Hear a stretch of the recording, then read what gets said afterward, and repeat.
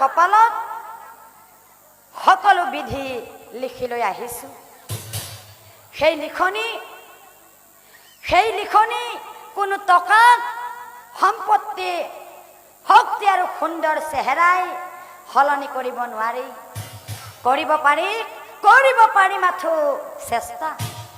চাওক ৰাইজ, জীৱনত আমি কিমানখিনি পাবলগীয়া আছে, কিমানখিনি ভোগ কৰিবলগীয়া আছে, এই সকলোবোৰ বিধিৰ লিখনি মতেহে হ'ব। টকা সম্পত্তি শক্তি আৰু সুন্দৰ চেহেৰাই মানুহক কেতিয়াও সুখী কৰিব নোৱাৰে।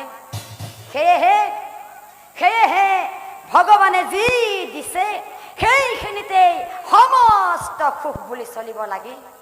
কাৰণ মৃত্যুৰ পিছত সেই টকা সম্পত্তি শক্তি আৰু সুন্দৰ চেহেৰা এই সকলোবোৰ এদিন মাটিতেই বিলীন হ'ব। মায়াৰে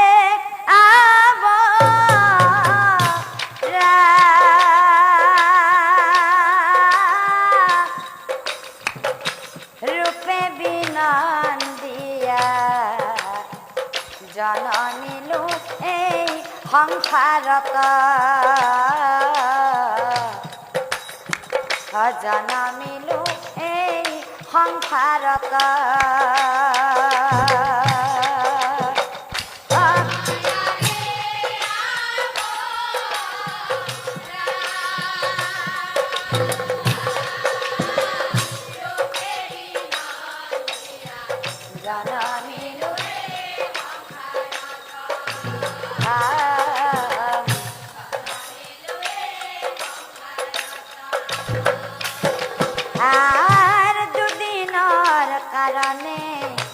মনুষ্য জীবন যেন চুপাতৰ পানী